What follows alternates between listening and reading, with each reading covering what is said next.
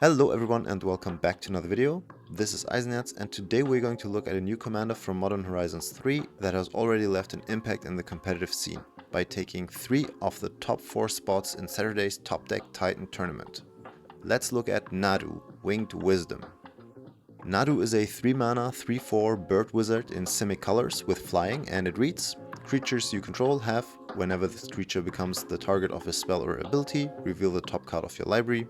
If it's a land card, put it onto the battlefield, otherwise put it into your hand. This ability triggers only twice each turn. This ability seems good because you either gain card advantage or ramp, but at the same time it doesn't seem too broken because you need a lot of targeted abilities to actively generate value from it, and you can only do it twice per turn per creature. So in order to actually break this card you need 3 things. First, you need targeted abilities that you can repeat for no mana. Second, you need a lot of creatures to use these abilities on. And third, you need ways to reset Nadu's abilities so the twice per turn restriction becomes irrelevant. Let's first look at the targeted abilities, which I will refer to as triggerers. These come in all different shapes and sizes. There are creature untappers like Feather Alchemist and Seeker of Skybreak. Then there are straight up targeters like Unctus and Spellskite. And of course there are cheap equipments like Shuko, Lightning Greaves and Paradise Mantle. And finally there are a few spells like Sway of Illusion, Sylvan Paradise and March of Swirling Mist that just target a bunch of your creatures at once. You use these cards to repeatedly trigger Nadu so that you can draw and ramp a ton.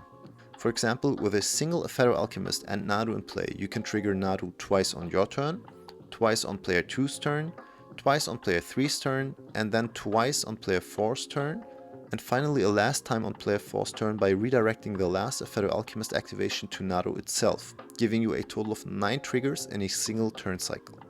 Now that's a ton of value already, but it's not game ending, and it doesn't work with all of your triggerers, so you want cards that allow you to generate more creatures to actually target, for example with your equipments, and that's our second section, Landfall Token Generators. These would be Scoot Swarm, Springheart Nantuko, and even Field of the Dead. Just imagine this. With Nadu and Scoot Swarm in play, you can get a total of 4 Nadu triggers on your turn by switching Shuko around these 2 creatures. If one of those triggers gives you a land drop, you will get another creature token to equip Shuko onto twice, giving you 2 more triggers. If one of those is a land, you get 2 more triggers. If you have 6 or more lands in play, your Scoot Swarm count will grow exponentially, which will allow you to go through your whole deck, put all of your lands into play untapped, and have your whole library in your hand.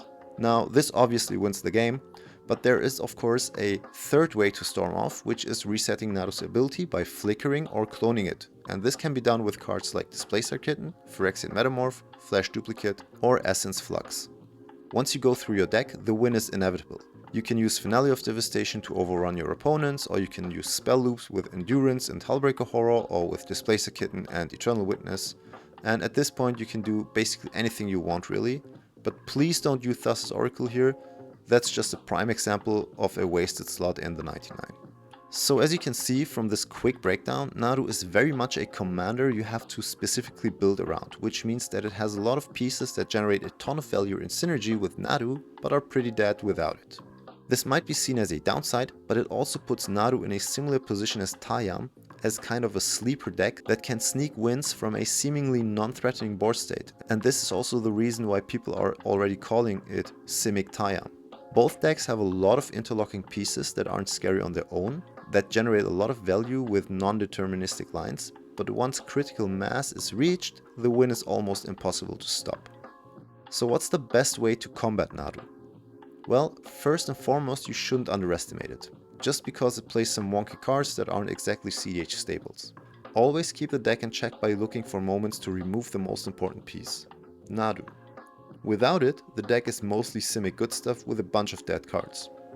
But keep in mind that spot removal will trigger Nadu, and also remember that Orcish Bowmasters don't trigger from Nadu's ability because it doesn't actually draw cards. And finally, don't forget that Nadu also ramps with untapped land drops, so it can very easily be recast in subsequent turns. Your best bet, I think, is to not let the deck cook, and use non-targeting board wipes such as Toxic Deluge or Blasphemous Act to get rid of Nadu, all the triggerers and all the tokens at once. And that's it. Now you know the basics of Nadu. If you want to dive deeper, make sure to check out the description box for some deck lists and primers. And what do you think about Nadu? Will it keep performing this well in cEDH in the future, or was this incredible tournament result just a brewer's advantage? Leave a comment down below, and as always, make sure to like, share and subscribe to feed the algorithm.